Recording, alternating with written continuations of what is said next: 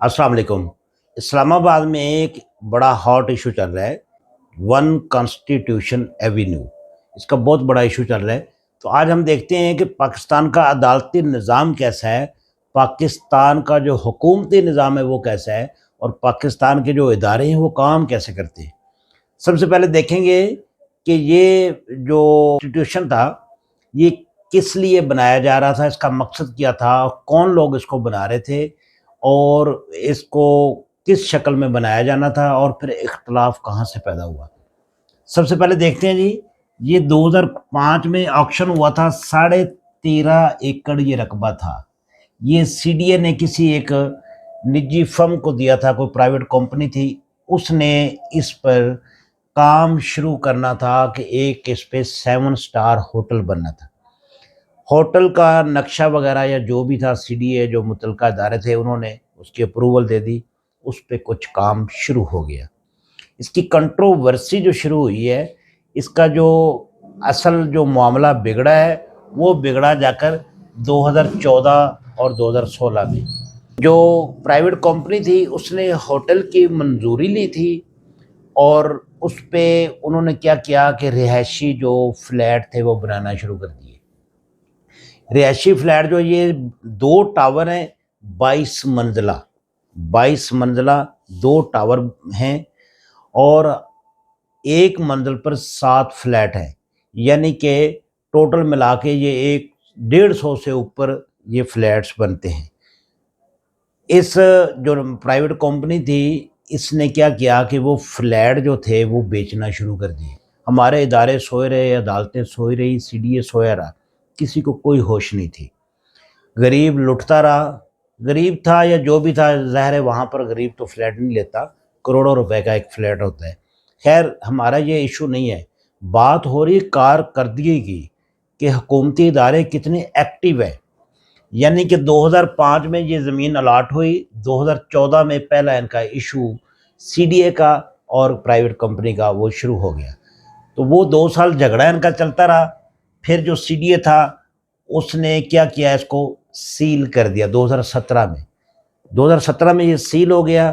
جو کمپنی تھی وہ چلی گئی ہائی کورٹ میں، تو ہائی کورٹ نے کیا کیا کہ 2021 میں اس کو ڈی سیل کر دیا، یعنی کہ اس کو کھول دیا گیا۔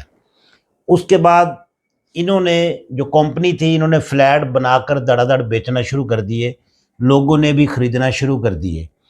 پھر یہ دوبارہ 2023 میں سیل ہو گیا، اور پھر اس کو سپریم کورٹ نے دوبارہ جو تھا اس کو پھر ڈی سیل کر دیا، عدالتی حکم کے تحت پھر اس کو کھول دیا گیا۔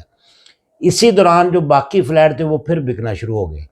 میں حیران ہوں کہ اتنی بڑی انویسٹمنٹ اور لوگ آنکھیں بند کر کے کر دیتے ہیں۔ لوگوں نے فلیٹ خریدے، وہاں پہ رہائشیں شروع ہو گئی، سی ڈی اے کو کوئی ہوش نہیں رہا، عدالت کو کوئی ہوش نہیں رہا، سارے معاملات چلتے رہے۔ تو آج 2026 میں یعنی اس کو سپریم کورٹ نے پھر کھلوا دیا، تو اس کے بعد پھر اسلام آباد ہائی کورٹ میں کیس چلتا رہا، اور اسلام آباد ہائی کورٹ نے آج یعنی کہ 1 مئی یعنی کل 30 اپریل کو اس کا فیصلہ کر دیا، سی ڈی اے کے حق میں کر دیا کہ سی ڈی اے جو ہے اس کو اپنی کسٹڈی میں لے لے، کیونکہ اس میں جو نجی کمپنی تھی اس کے کچھ بقایا جات تھے، کیونکہ انہوں نے لوگوں کو فلیٹ سیل کر دیے، سی ڈی اے کے جو بقایا جات تھے وہ نہیں دیے۔ اور سی ڈی اے کا جو اختلاف تھا وہ یہ تھا کہ کیونکہ ہوٹل کے لیے منظوری لی گئی تھی، فلیٹس کی منظوری نہیں تھی، فلیٹ بنا کر بیچنا غیر قانونی بات ہے۔ یہاں تک سی ڈی اے کا موقف ٹھیک ہے، باقی جو فیصلہ تو عدالت نہیں کرنا ہے۔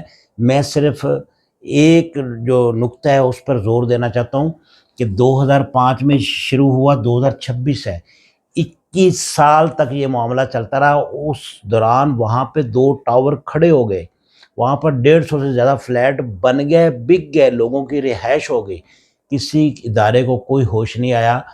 جن لوگوں کی انویسٹمنٹ تھی، جن لوگوں نے فلیٹ خریدے تھے، ان لوگوں کو اب وہاں سے مکان بدر کیا جا رہا ہے، نکالا جا رہا ہے۔ آج 1 مئی کو ہیڈ لائنز چل رہی ہیں کہ وہ جو ٹاور ہے اس کو خالی کیا جا رہا ہے، جس میں آج رات 12 بجے کا ٹائم ہے، وہاں پہ پولیس نے گھیراؤ کر لیا ہے، سی ڈی اے کے جو متعلقہ اہلکاران ہیں وہ بھی وہاں پر پہنچ گئے۔ تو وہ لوگ جنہوں نے انویسٹمنٹ کی تھی، جنہوں نے وہ خریدے تھے، ان کا ذمہ دار کون ہوگا؟ نہ تو جو کمپنی تھی اس نے سی ڈی اے کو پیمنٹ نہیں کی، سی ڈی اے کی وہ ڈیفالٹر ہے، لیکن اس نے لوگوں کو اتنے فلیٹ بھیج دیے، اربوں روپے اکٹھے کر لیے، لیکن اب نہ کمپنی ان کی وارث بن رہی ہے، وہ جن لوگوں نے وہ فلیٹ خریدے ہیں، اور نہ حکومت بن رہی ہے، نہ عدالت بن رہی ہے۔ تو یہ کیسا ملک ہے، کیسا نظام چل رہا ہے، کیسا نظام عدل چل رہا ہے کہ کسی کو کوئی پوچھنے والا ہی نہیں، جو کوئی مرضی کر جائے۔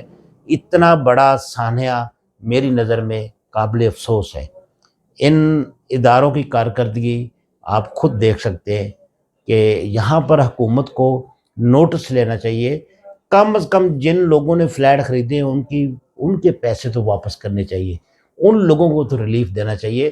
کمپنی جو ہے ظاہر اتنا بڑا جس نے ٹاور بنایا تو اس کے پاس بھی پیسے ہوں گے، سی ڈی اے کے ادارہ اس کے پاس بھی پیسے ہوں گے۔ میرا مقصد یہ نہیں ہے، ایک ایشو ایسا ہے جس میں ہمارے اداروں کی کارکردگی بڑی واضح ہوتی ہے۔